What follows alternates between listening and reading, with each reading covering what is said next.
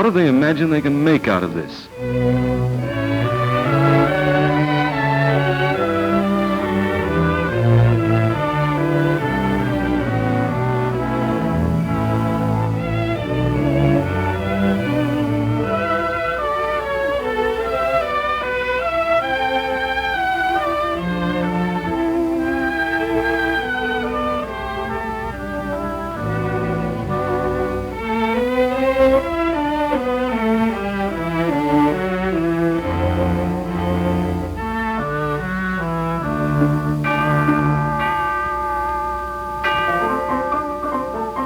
The history of Philadelphia, like the history of any great city, is written in stone for anyone to read. Each of its great towers is a monument to the changing city. Tall and flashing walls rise from the center of the town, imagined and built according to a plan 3 centuries old.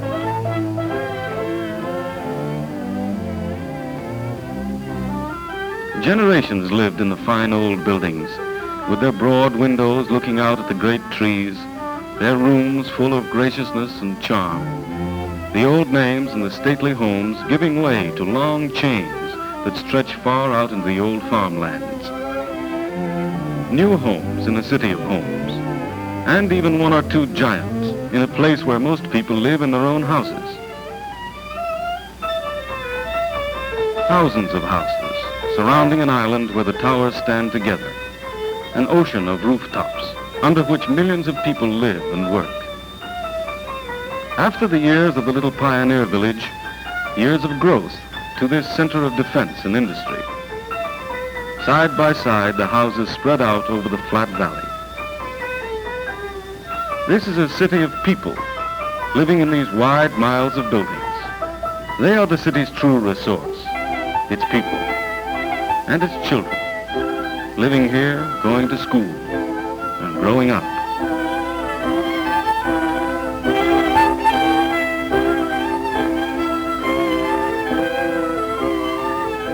That's my boy, the one in the middle. People tell me he looks like me. He walks like his father.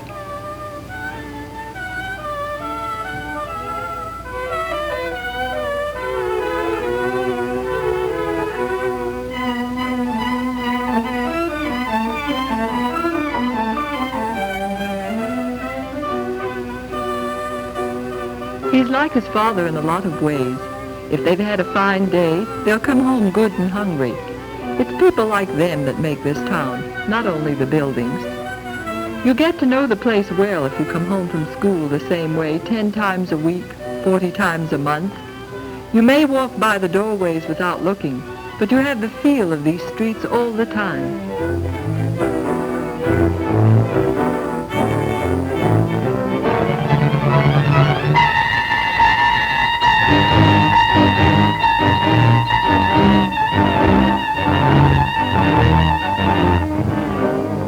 I think about him in the streets, growing up here.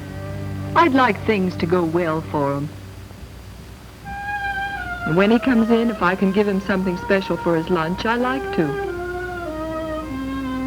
If I could do something for all of them, just little things. I wish it were all different. I wish I could do something real for them. You know what I'd like to do? I'd like to cook you a fine big dinner. I'd love to see a row of pots and pans lined up on a fine white stove. I bet they don't give much heat. Why, they're grand stoves. To heat a whole place? That's not the only way to keep a place warm. I bet they don't even burn when you touch them. You used to be so scared. Not about you. You could always take care of yourself. He grew up fast. He learned fast. And when he was little, we played games about things in the room. There was one about the stove. We're all around it, keeping warm, and it turns into a volcano. And the fire shooting out, and then we'd run and hide. And then it's all over. And we'd sneak back softly. And you go to the top of the mountain where the fire was. And I say to everybody, what an awful mess. There isn't much left. Oh, that was to get us to clean up the place.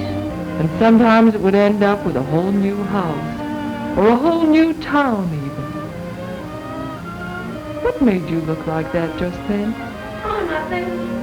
A rat.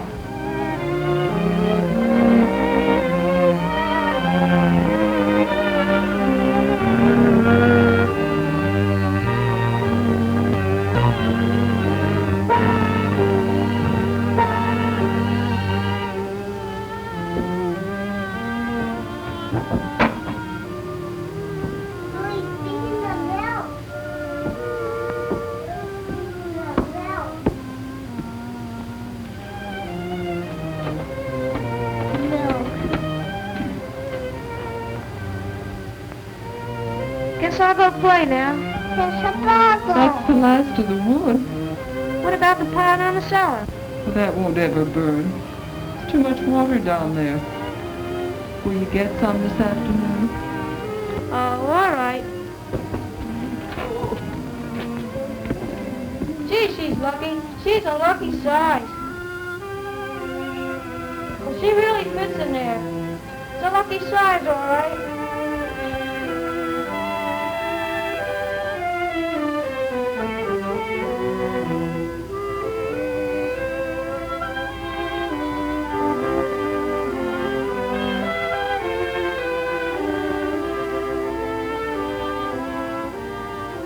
And then I hear him as he goes past the room, growing up fast, going out to do what he can.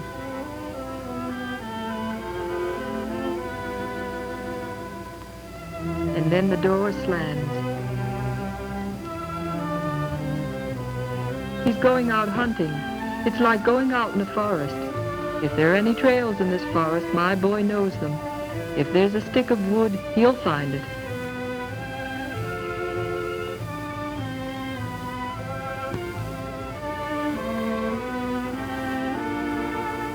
This is a city at peace. They tell us it's just about everything a city ought to be. It's growing every day, getting better every day. A city with a future. A city with a past. Erected in 1700. When our ancestors, seeing the country open up before them, dreamed of this city as a refuge and left to us their forward-looking courage.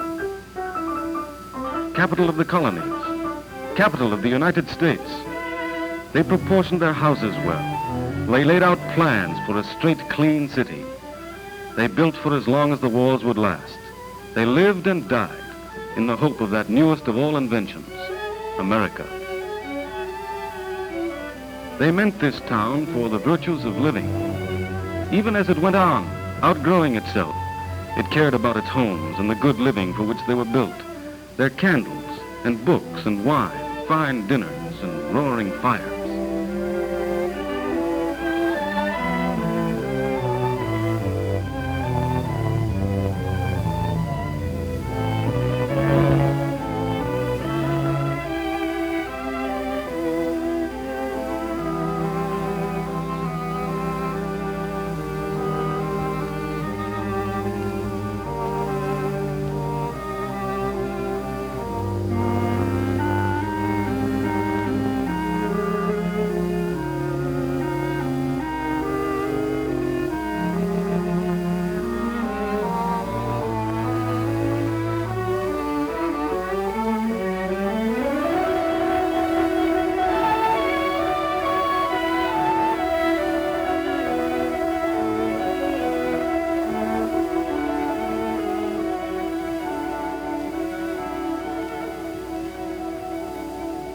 What has this planned city come to? Has it worked? Or has it lost its plan? The city was built to be whatever it wished to be. The red brick 19th century town changed with the coming of concrete, steel, electricity. A great force in the world. Big, energetic, triumphant, turning out locomotives, textiles, tools, and the machinery of defense. The town growing all the time. People moving in all the time. The big city reaching out. For this city can be what it wishes to be. It can produce whatever it wishes to produce. Riches of any kind. Waste of any kind. Beauty of any kind. The heroes of the mind were pioneers. We look at their work preserved in museums, in stone, as a quiet and finished past. But the heroic past depended on living faith and a struggle which went on from day to day. Now the dead battles are kept forever shining. Fortunes have been spent on the city's distinguished landmarks, and its history lives in stone.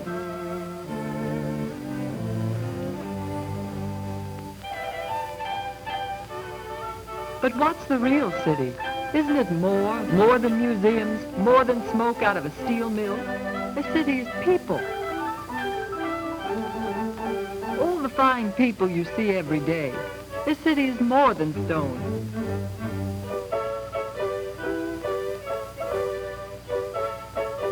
A city is a mine of people, like a hill that's a mine of coal. They are what count. The people living here, my son, and what we want, and what we try to do.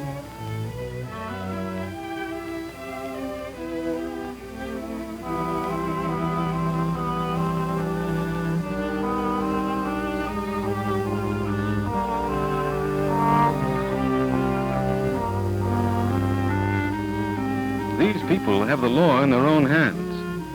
The law's on their side. It says that houses and land have to be kept decent and clean.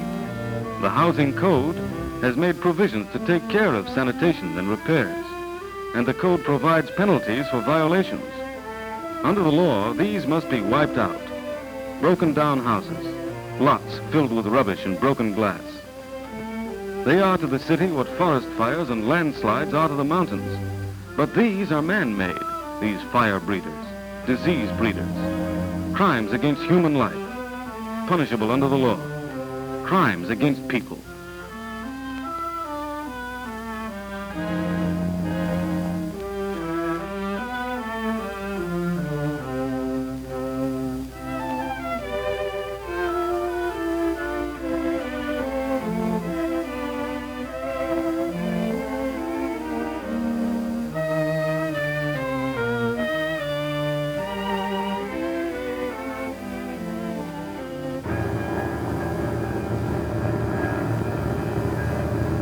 But things are happening.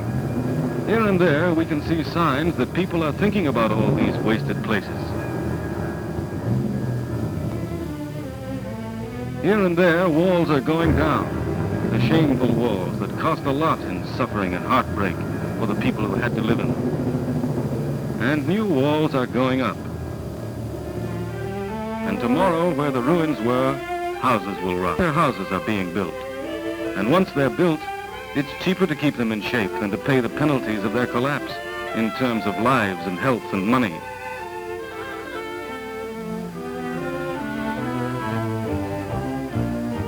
As these walls go up, we begin to see the city as from the very first it was meant to be. Safe, happy, beautiful. Look, Mother, this is what I wanted to find. This lovely place, so easy to keep clean, would take a weight off my heart. All the things I ever needed, so easy to have. It's warm here. You can use every room. I'd hurry home from school. So much space, all for us, not in one room all the time. I couldn't get here fast enough. The whiteness of the walls and the beautiful light. But it's not so simple. There just isn't room for you here. Every step of the way is hard going. They say you ruin a good house. They say you look for other slums when you do move. They say they can't solve the problem, can't afford to experiment. They say they don't see what they can do. They say anyway you don't know what's good when you see it. They call you worthless people. Call you poison to any neighborhood. They say it's not for you. What is for him, then? What can his life be like here? What can a woman make of herself and her family?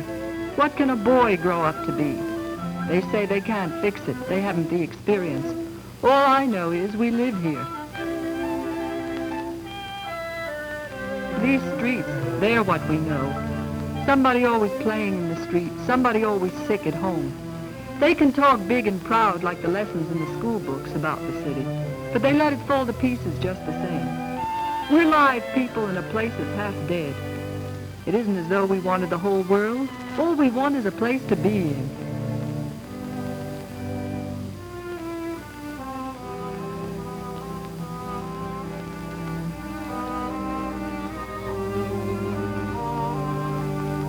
There must be other families, other cities, needing the same thing. A lot has to be torn down, but right now a lot has to be fixed too. We need a place for our lives, a place to live in. All that's been done is only a beginning. We want them to go on with it. For the sake of us all, they've got to go on with it. Our children ask why. Why don't we have our homes? How can we answer their questions? Those questions are our own too. This place is what we are and what we are likely to be. I think about my boy. I think about myself. How much we want to help get it done. How little we want. A place to live in. All the streets and houses. A place for people's lives. It's time to put things in shape, isn't it? Don't they see it's about time?